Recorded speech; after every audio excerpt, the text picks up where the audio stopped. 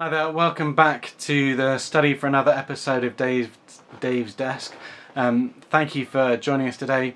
Today we're reflecting on the role and the significance of hierarchy in our lives. I think hierarchy is something we're all familiar with. Maybe we've been part of a formal hierarchy. Perhaps you're old enough to have done national service, or maybe you've been in the military in a more voluntary capacity.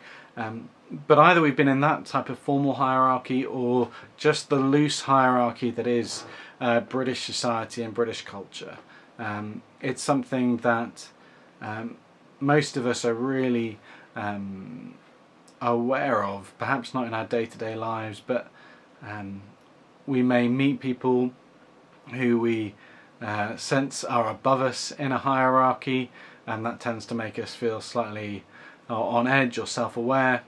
And sometimes we meet people who, rightly or wrongly, we perceive to be beneath us in the hierarchy, and that can equally make us feel uncomfortable.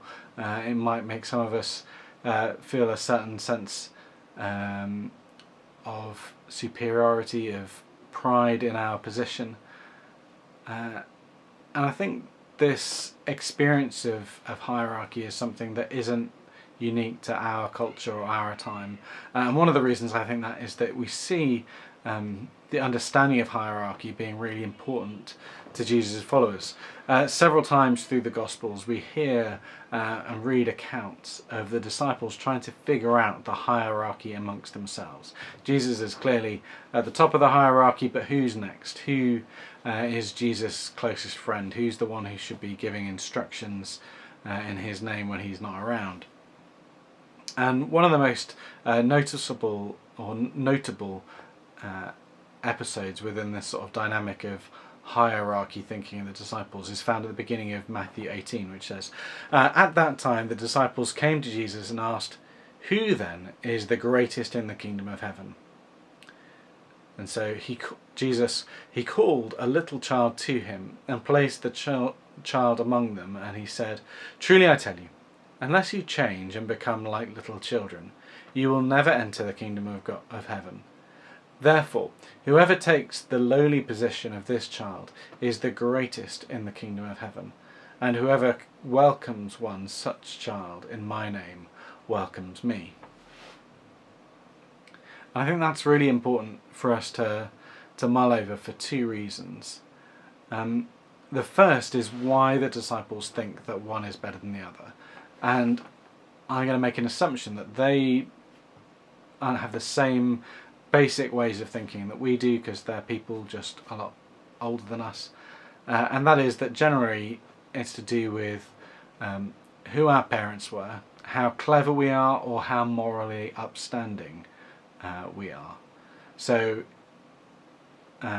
if our family are a family that generally had a higher position, then we assume that position for ourselves.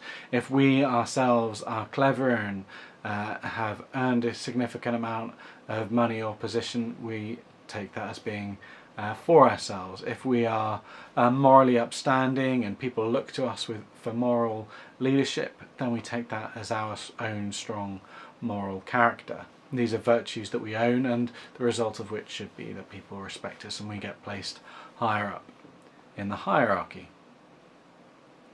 But actually what Jesus is saying here is that it's got nothing to do with who we are, because salvation and being part of the kingdom of heaven is all about the gift we receive from Jesus Christ.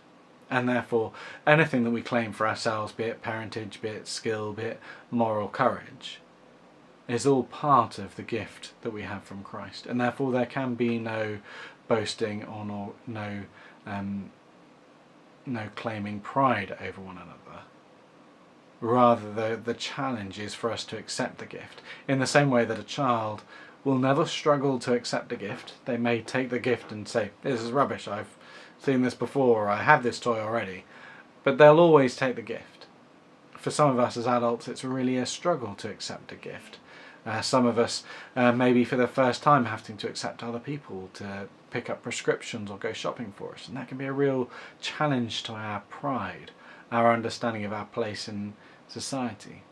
But actually Jesus wants to remind his disciples that they need to be able to receive the gift and receive it in humility, that they need to be able to take for themselves the position of having earned nothing and to be due nothing, and therefore when the gift is given, to accept it as a freely given gift, not something they've earned for themselves. I hope that is encouraging for you. I think it's good to be reminded that within the faith, although we sometimes make hierarchies for ourselves, Christ puts none on us. That we are all called to different roles, different callings, but Christ's love for us and the gift that we are given is all about him and not about us, and that he loves us enough to make that great gift for us. So, thank you for joining us again. I hope to see you again soon. Goodbye.